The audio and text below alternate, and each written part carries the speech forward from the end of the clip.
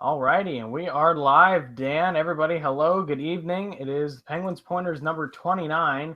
Alongside of me tonight, across a couple miles. Dan, say hi to everybody. Hello, one and all. It's great to be a part of another live edition of Pens Pointers. And Anth, like you said, we sure do have a lot to talk about and break down from the past week of Penguins hockey. Right, it is. Dan, I know there's one thing you wanted to jump right into, and we're going to let you get right on that bandwagon. The Flyers. Ladies and gentlemen. Yep. Sorry, I just wanted to. Go ahead. Go. I can't contain it. The Penguins beat the Flyers. The Flyers suck ass. Screw all their fans. They can kiss my candy ass. You like that? How long did it take you to figure that song out? Like 2 seconds. Sorry to all Philadelphia fans, but you can suck it. What did you like about that game, Dan? I loved the fact that they booed Crosby and then he shut their mouths by scoring 2 goals that night. That was glorious. The fact that Malkin showed up and had a good night. And didn't Kessel score as well that night? To me, all the stars came out. It was a high octane. It felt like playoff hockey. It was enjoyable hockey to watch. I like to see high-scoring games in the NHL, and I got my money's worth for that game. That game was just it was glorious. It was your traditional Penguins Flyers game. A lot of goals, that nastiness, the environment you get when we go over to the eastern side of PA, where it's like they don't like us, we don't like them, but it's always like it's such a good game. It had a playoff feel to it as we're coming down the stretch in the third period. I agree, that was a good game. I'm glad they walked out with a win. It got a little dicey toward the end there, but sure, glad they walked away with a win. Yeah. Well, Dan, the other big thing going on as we move forward is Murray's in that tonight, Dan. I know you've been looking forward to it. I know you're probably not going to stay up for it, but what do you think about it? I'm excited to see how he does. It'll be interesting to see how he does. It was interesting. I was listening to various radio shows today, and the fact that they brought up, that Murray's going to be in front of a different type of Penguins. The fact that the Penguins really, our star players are trying to rack up as much points as possible. So, how, in a way, how they leave Flurry out to dry. So how will Murray be able to cope with that? I think that's an interesting storyline to watch heading into tonight's game. How will he be able to stand in front of, it's the same team, but in a way they play, they play differently, compared to how they tighten things down in the playoffs. So that's what I'm most curious to see, how he deals with that type of Penguins team. Right. Do you think the Penguins are going to change and be more defensive like they were in the playoffs, though? No, I don't, because, we've seen them do it to Flurry how many times already this year where, look at the Philadelphia game or the game that I went to, the Islanders game. Flurry kept them in that game. I just don't see them do I just don't. To me, I like to see them do that, but I just realistically do not. Right, because the one thing that I've been harking on a little bit at the start of the season so far is just they're not getting as many shots as they were in the playoffs before, where they're racking up 30-plus a night. Now it's almost like they're giving up 30-plus a night and getting into the mid-20s, which means whoever's in net, for the most case, this season's been Flurry. He's been taking a lot of hard shots and keeping them in the game. He's been incredible. I'm concerned. Right, he has had a great start. I'm concerned that what's going to happen is they're going to put Murray in tonight. He's not 100% just yet. He's still got issues with his hand. And I feel like they're going to leave him out to dry, and he's going to give up a couple goals. And it's going to really hurt confidence-wise for him coming back. That's the thing. We don't know how he does in an 82-game stretch. So this is really going to be a proving ground. Not tonight, but going forward. It's the first step in a long step, but it's not a bad – you don't want to start off on a bad step. You know what I mean? No, you do not. Speaking of steps here, did you see the Penguins traded Condon? That's another topic of discussion. Yeah, I did actually see that, and they got, a fifth-round pick. Didn't they trade him to Ottawa? Yeah, I think he went to the Senators. Okay. Hey, so, I actually think you went out on that deal. You get something in return. Fifth-round pick, that ain't bad. You think they just picked him up as a placeholder until Murray was healthy? Yes. That way they have to pull out of the minor leagues. That's exactly what I think we saw happen. Exactly. Yeah, that's what I figured. Condon's a good goaltender, don't get me wrong. I just didn't think they were going to keep him here, considering the talent they have upstairs and the talent they have down in the farm team. I feel like they have enough goaltenders. Sure. It's just they needed him just in case either Flurry had a bad start or if he got injured or something. So I'm sure he'll do well in Ottawa. Sure. So, let's jump down to the next point here, Dan. Letang is back. Tanger, yes. How do you feel about that one? He's one of the best. I feel like he's underrated. He doesn't get enough credit as he is. He's one of the best defensemen that we've ever had on this team. I'll go that far and say it. And just to have his presence back, the way that he leads the defenseman, he leads by example. Great offensive defenseman. No one, to me, is better in the game. I mean, you have guys like Subban and whatnot, and Keith, and and there's other guys out there. But to me, Letang's one of the top defensemen in the league. Goes without saying, and I wish he'd get more of the recognition. So having him back in the game tonight, huge boost to the defense. Goes without saying, because he really makes a difference in multiple aspects in the game. You just notice the little things that he does. I love when he does them.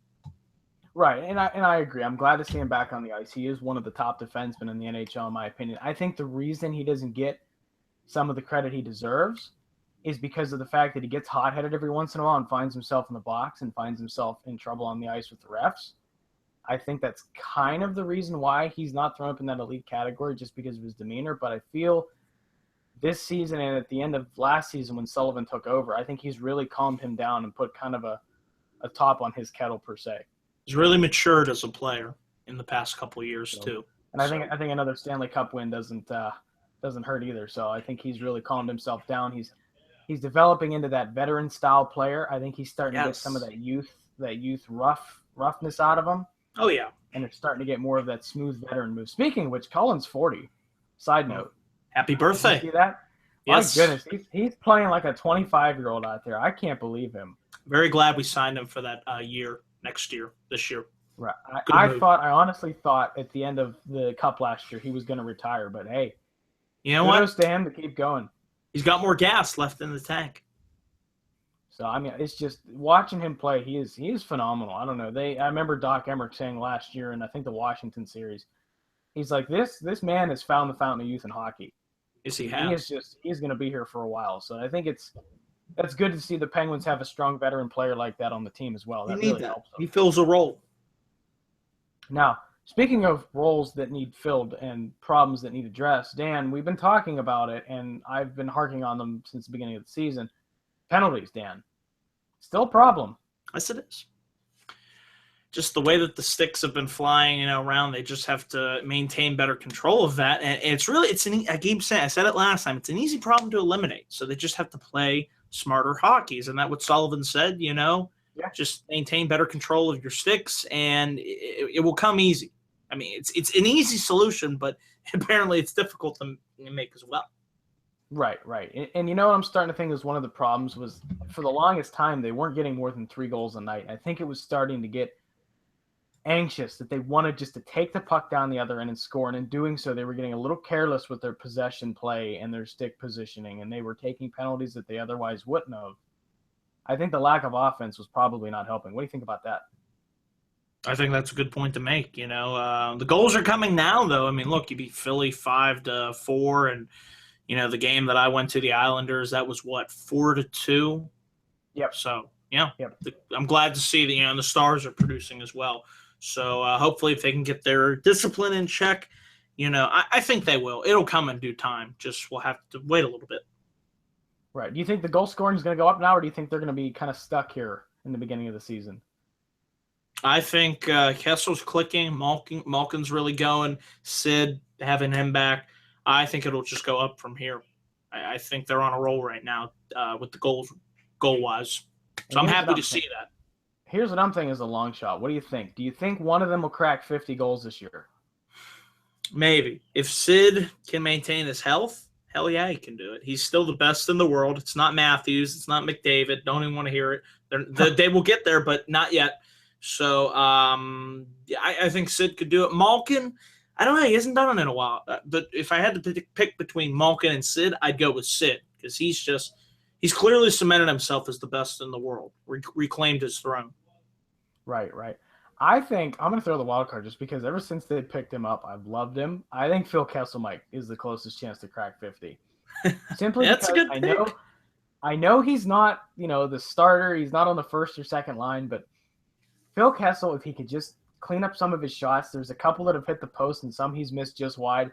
If he would have hit at least 80% of those shots, he already had 10, 12 goals this year. Sure. I mean, he has got a wicked slap shot.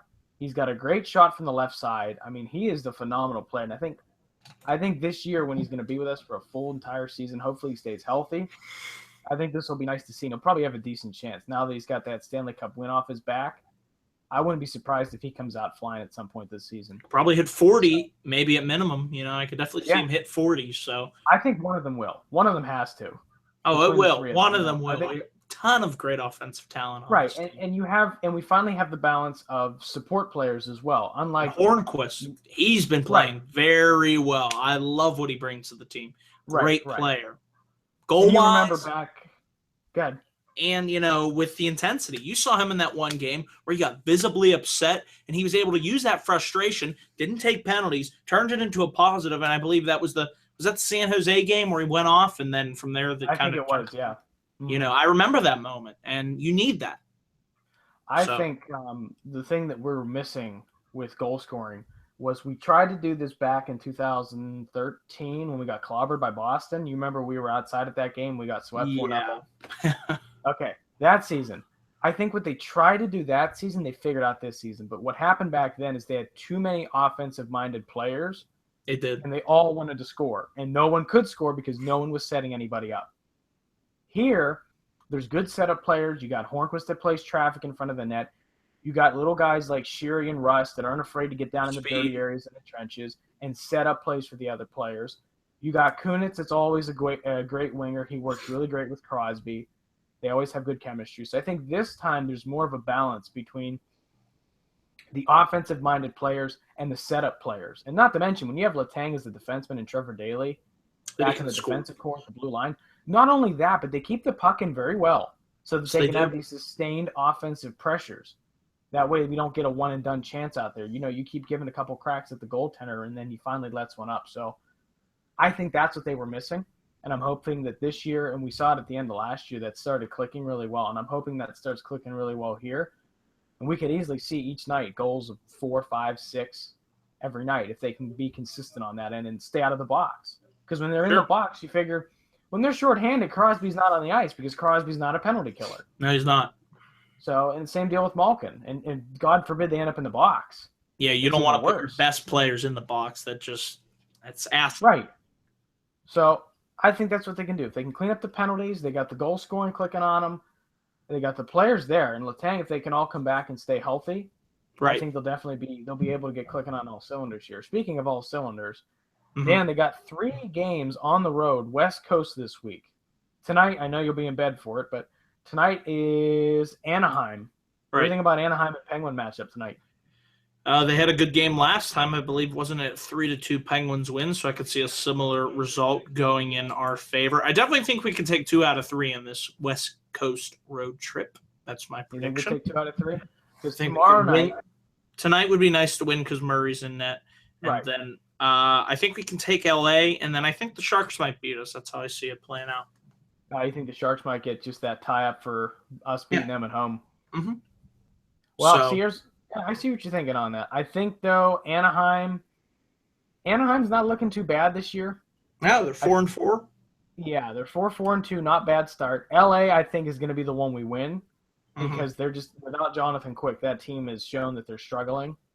So until they find, the goaltender gets solid and the team can kind of fix up the chemistry they lost with losing their goaltender, I think they're going to be on the ropes a little bit that game. So I think the Penguins have a chance, even though it's a second of a back-to-back game.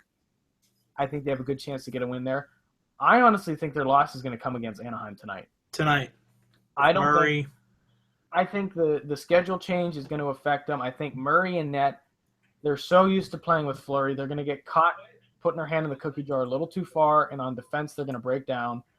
And I think Anaheim's going to get the better of them tonight.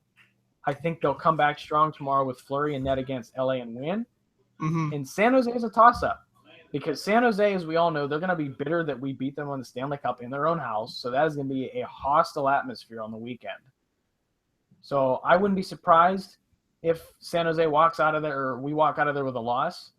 But I don't think it's going to be like a blowout. I think it'll be just another close finish. But I definitely see the win that they get on the road has to be LA. Right. LA's the easy win. You're right. Anaheim and those ones could be a toss-up, but I definitely agree with LA being the win. Right. Well, then next week, Dan, they're off Saturday. They're off Sunday and Monday. They come back home where they'll be facing off against Edmonton on Tuesday. That'll be a big Thursday game. is Minnesota Wild, and Saturday is the embarrassing Toronto Maple Leafs. Edmonton, So, what do you that's think the about one that I week? have circled on my calendar. I cannot wait to see the Oilers. McDavid versus Crosby for the first time. It's going to be a huge matchup. I think it'll be a really good game. And Do you see what I see? Edmonton has a winning record. they have 7-2. Do you see that? Now, That is apparently, incredible. Vegas has them highly favored to make a far run in the playoffs. Really? We'll see if they can even. This is early. It's super early. Let's see how they do in a month from now, or 2 months from now, or if they even make the playoffs. If first step is to make the playoffs, and then it's a whole different ball game, folks. Always remember that. So we'll see. Right. I'm gonna hold my judgment. Right. I'm really surprised, and I think that's going to be good for Edmonton. Their fans, not in the rude sense, but their fans have something to cheer about now. They're actually doing well. So even if they end up, maybe they make the playoffs and they don't do well, or they at least, it's like for us as Pirate fans, it's the same deal. Remember when we finally just got a winning season? Oh yeah. Everybody's like, all right, we finally did that. Then we'll worry about everything else. I think that's what's going to happen here. Well, Edmonton is they're going to slowly turn that program around, and they'll be back to being a team that makes the playoffs consistently. good. So And I'm they'll looking do better forward to than the that. Pirates. I'm sorry. Yeah, well, hopefully they'll do better than the Pirates. They won't sell everybody out for money. Money. Yeah. So, but anyway, so Anyway. Edmonton Tuesday, Minnesota Thursday. Those are always a good matchup. Toronto on Saturday. If they lose in Toronto, I'm going to be very upset. Yeah, that that should be a Toronto. win. That should be a W. That team just once again has nothing going for them. I don't know. They'll figure it out eventually, just not now. Sorry. Sucks to be a Leafs fan. Hey. But then after that, they have 3 games on the road the following week. We'll talk about that more next week. It's Washington, New York Islanders, and Buffalo Okay. in the middle Good of the stretch. month. So that'll be Alright. a good stretch. But tonight's face-off, we'll let you guys get to it. It's, almost a quarter, 20 till 10 right now. The game's on in about 50 minutes. So Well, the we'll puck let you drop guys probably, go. about an hour Yeah, from now. 10, So 10:30, Jeez. 10:40, something like that. So, well, Dan, I'm going to let you go to bed. Thank you. Some of us diehard Penguin fans, even though we have to work tomorrow, are going to stay up, a.k.a. this guy. You're doing it. I I would if I could, but I can't. I just can't. I watch all 82. All right. And then we get the playoffs, and you watch all those playoff games. So you might be a little tired at you might be a little tired at work tomorrow, but hey, it'll be worth it, especially if they get the win. So I want to thank you guys for watching in tonight or tuning Thank in you. tonight. It's a good podcast as always. Dan, you want to give a shout out to your channel? Absolutely, guys. Remember to check out my channel, youtube.com/DanielGuys412 for all my latest thoughts on Raw, NXT, and SmackDown Live. I'll be back up again for another future video in a couple days to come. So got a lot of good stuff coming on and coming up on the channel soon. So check it out. Alrighty, sounds good. Guys, thanks for tuning in. We will catch you guys next time. Go Penguins. Let's go, Pens. Flyers suck. Oh, God, Dan, you're never going to let that go. Nope. I will. Alrighty, guys. All right. Take See care. ya.